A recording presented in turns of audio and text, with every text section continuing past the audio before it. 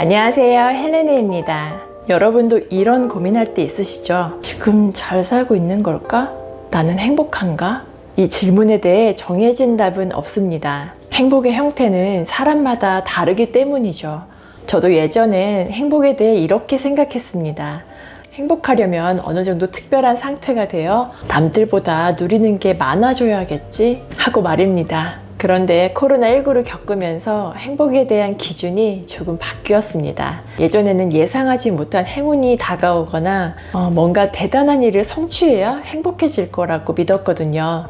지금 이렇게 제한된 일상을 지내다 보니 진정한 행복이란 평범한 일상의 소중함을 아는 것이라는 생각이 들었습니다. 서울대 심리학과 최인철 교수님은 그동안 행복을 연구하면서 얻은 가장 소중한 교훈이 행복의 평범성이라고 말하는데요. 전작 프레임과 굿라이프를 잇는 신작 아주 보통의 행복에서 이렇게 이야기합니다. 행복은 그저 일상의 삶을 잘 살아가는 것이다.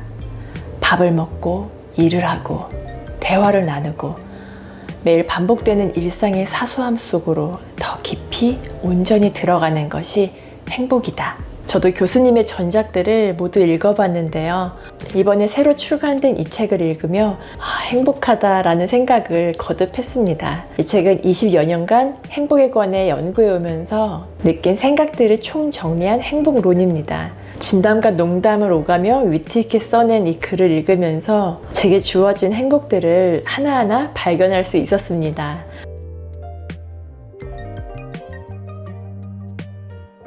이 책은 크게 두 파트로 나누어져 있습니다. 파트 1, 행복에 관한 가벼운 진담에서는 코로나19 이후 달라진 행복의 3가지 변화를 소개합니다.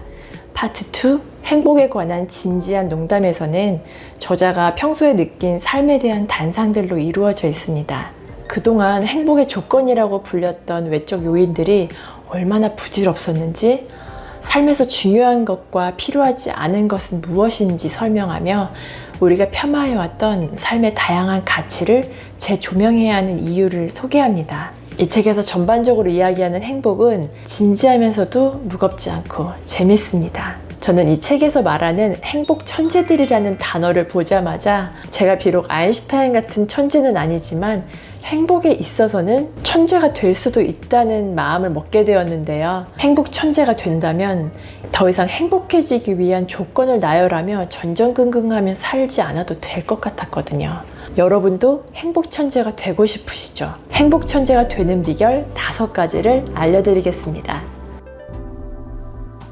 행복 천재들의 비밀 첫 번째는 그냥입니다. 행복 천재들은 누군가를 사랑하는 이유를 물었을 때 그냥 좋아 라고 답을 하고 기념일이 아니어도 의미 있는 선물을 할 줄 압니다. 왜? 오늘 무슨 날이야? 하고 물으면 행복 천재들은 그냥 하며 웃습니다. 그냥 선물하는 행복 천재들이 우리를 행복하게 하는 진짜 이유는 그들 자체가 선물이기 때문입니다. 왜냐하면 그들은 사람들을 만날 때 늘 최선을 다하기 때문입니다. 그들과 있으면 기분이 좋아지는 것은 물론이고 최상의 대접을 받고 있다는 느낌이 듭니다. 행복 천재들은 아무 용건 없이도 연락할 수 있는 친구가 있어서 외롭지 않습니다. 그냥의 가치를 알고 평범한 나날들을 비범하게 만들 줄 아는 게 행복 천재들의 비밀입니다. 이 내용을 읽으면서 많은 생각을 할 수 있었는데요. 연락이 끊긴 친구에게 전화 걸어서 그냥 걸었다고 해도 좋을 것 같고, 특별한 날이 아니지만 주변 사람들에게 정성이 담긴 선물을 한다면 받는 사람은 물론이고 주는 사람도 행복할 것 같다는 생각을 했습니다. 행복 천재들의 비밀 두 번째는 좋아하는 것이 많다는 사실입니다. 선택을 한다는 건 누군가에겐 즐거운 일이지만 누군가에게는 고통입니다. 점심 뭐 먹을래? 하고 물으면 대다수가 아무거나 먹지 뭐 라고 대답합니다. 매일 똑같은 결정을 반복해야 하니 선택을 회피할 수는 있습니다. 그러나 선택의 고통을 피하기 위해 음식뿐만 아니라 삶의 많은 영역에서도 아무거나를 남발하고 있다면 내공이 깊은 사람이거나 전혀 행복하지 않은 사람일 수 있습니다. 행복 천재들은 좋아하는 것에 관한 한 천재입니다. 좋아하는 것이 많고 자신이 좋아하는 것이 뭔지 명확하게 알고 있습니다. 반대로 행복하지 않은 사람들은 싫어하는 것이 더 많은 사람들이죠. 이에 대한 연구가 있는데요. 실험 참가자들에게 자신이 좋아하는 것과 싫어하는 것을 1분 동안 자유롭게 적어보도록 했습니다. 그런 다음 참가자가 현재 느끼는 행복도를 측정했습니다. 결과가 어떻게 나왔을까요? 행복감이 높은 참가자일수록 좋아하는 것을 많이 적었을 뿐 아니라 설명도 아주 구체적이었습니다. 예를 들어 행복감이 낮은 참가자들이 독서를 좋아한다고 적는다면 행복감이 높은 사람들은 한적한 장소에서 노래를 들으며 책 읽기를 좋아한다고 적었죠. 반면 싫어하는 것을 적어내게 했을 때는 결과가 역전되었습니다. 행복한 사람들은 싫어하는 것을 많이 적지 못했지만 행복감이 낮은 사람들은 더 많이 적어냈습니다. 저도 이 실험의 참가자들처럼 좋아하는 것과 싫어하는 것을 떠올려 봤는데요. 좋아하는 것을 떠올려 보는 것만으로도 기분이 좋아지더라고요. 여러분도 한번 떠올려 보시면서 행복도를 점검해 보시면 좋을 것 같습니다. 행복 천재들의 비밀 세 번째는 간섭하지 않는 것입니다. 요즘에 우리 사회는 간섭받지 않는 삶에 대한 욕망이 그 어느 때보다 커졌지만 다른 사람의 삶에 간섭하려는 시도 역시 커지고 있습니다. 간섭의 범위는 가족, 친구, 조직을 넘어 불특정 다수에게로 확산되고 있죠. 어른들은 약이 되는 쓴소리라는 이유로, 네티즌들은 알아야 할 권리라는 이유로 타인의 삶을 무례하게 파고듭니다. 저자는 우리 사회가 간섭 사회로 향하게 된 이유는 생활의 경계는 개인주의적인데 자기의 경계가 집단주의적이기 때문이라고 말합니다. 다시 말해 집단주의적 자기를 가지고 개인주의적 삶을 사다 보니 간섭을 싫어하면서도 간섭을 하게 되어버렸죠. 모두가 자기만의 개성을 고집하면서 동일한 선택을 하게 되는 현상이 바로 그 예입니다. 행복 천재들은 자기만의 세계를 구축하기 위해 문화를 즐기고 예술을 탐닉합니다.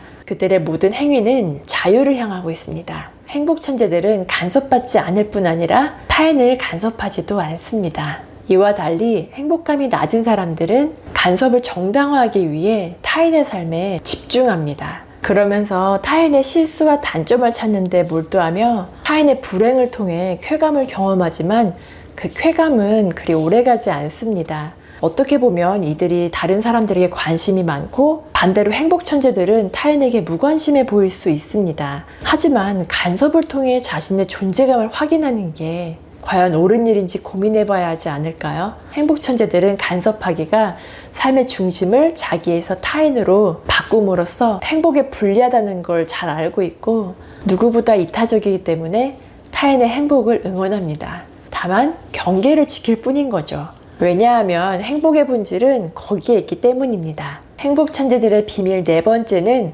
굳이 알 필요 없는 것들을 모르는 것입니다.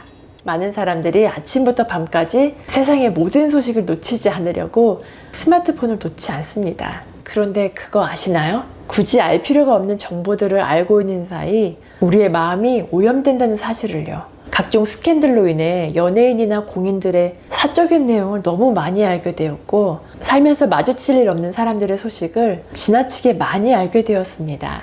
굳이 알 필요 없는 것들이 마음에 들어오면서 정신적 고통과 갈등을 경험하게 되면 마음의 여백이 사라지게 됩니다. 마음은 보호받아야 할 연약한 대상입니다. 굳이 알 필요 없는 것들에 대한 무관심은 마음의 힘을 비축하는 행위이자 행복을 유지하는 비결입니다. 당연히 알아야 할 것들을 모르는 무식함도 창피한 일이지만 굳이 알 필요가 없는 것들을 너무 많이 아는 것도 부끄러운 일입니다. 행복하기 위해서는 알아야 할 권리와 알아야 할 가치의 균형을 잘 잡아야겠죠. 이 부분을 읽으면서 저도 불필요한 가십거리는 좀 가능한 한 멀리하고 꼭 알아야 하는 것들로만 마음을 채워야겠다는 생각을 했습니다. 행복 천재들의 비밀 다섯 번째는 오해하지 않는다는 것입니다. 우리 주변에는 오해를 습관적으로 하는 사람들이 있습니다. 아무 의미 없이 한 행동과 말에 민감하게 반응하며 왜곡해서 받아들이는 그들과 지내는 게 가끔은 피곤하게 느껴질 때가 있습니다. 그들은 선의를 베풀어도 의심을 하곤 하죠. 그런데 오해를 잘하는 사람은 행복하기 어렵다는 사실을 아시나요?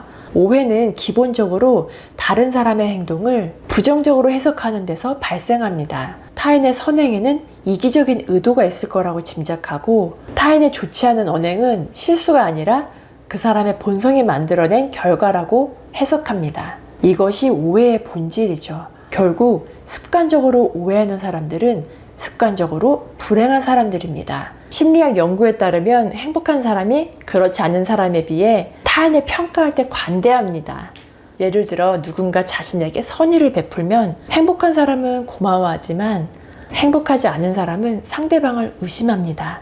또 누군가 자신에게 도움을 요청하면 행복한 사람은 정말 도움이 필요한 상황이라고 생각하는 반면 행복하지 않은 사람은 자신을 호구로 본다고 경계합니다. 이 책에서는 오해가 습관인 사람들을 멀리하라고 조언하는데요. 반대로 내가 오해하는 습관이 자리 잡힌 사람이라면 타인의 선의를 믿고 타인의 행동이 실수였을 수도 있다며 생각의 여유를 가지시기를 권합니다. 지금까지 행복천재들의 비밀 5가지에 대해 알아봤는데요. 정리하자면 행복천재들의 비밀병기는 그냥입니다. 행복천재들은 좋아하는 것이 많고 간섭하지 않습니다. 또 굳이 알 필요가 없는 것들을 알려고 하지 않으며 오해하지 않습니다. 이 5가지만 실천해도 행복할 수 있지 않을까요? 가만히 생각해보면 우리가 행복을 느끼는 순간은 그리 거창하지 않습니다. 이 책에서 이야기하는 것처럼 행복은 지극히 일상적인 것에서 경험할 수 있는 것들이에요. 책 후반부에 짧지만 인상적인 글이 있어서 읽어드릴게요. 사랑과 행복의 차이점은 없다. 사랑하고 있을 때 세상은 경이롭고 감사할 것들 천지이고 평화롭고 아름답다. 사랑하고 있을 때 세상을 살아갈 이유가 가득해지고 마음속에는 그에 대한 관심으로 가득 찬다. 경이로움, 감사, 평화, 아름다움, 의미, 관심 이런 것들을 우리는 행복이라고 부른다. 사랑할 때 우리는 행복을 느낍니다. 그리고 사랑은 어떤 자격에 상관없이 어느 누구나 할 수 있습니다. 내 주변 사람들을 사랑하고 세상을 사랑하다 보면 행복해질 수밖에 없겠죠. 오늘도 끝까지 함께 해주셔서 감사드리고요. 구독과 좋아요 댓글은 큰 힘이 되니 꼭 기억해 주세요. 즐거운 하루 보내시고 다음에 또 만나요.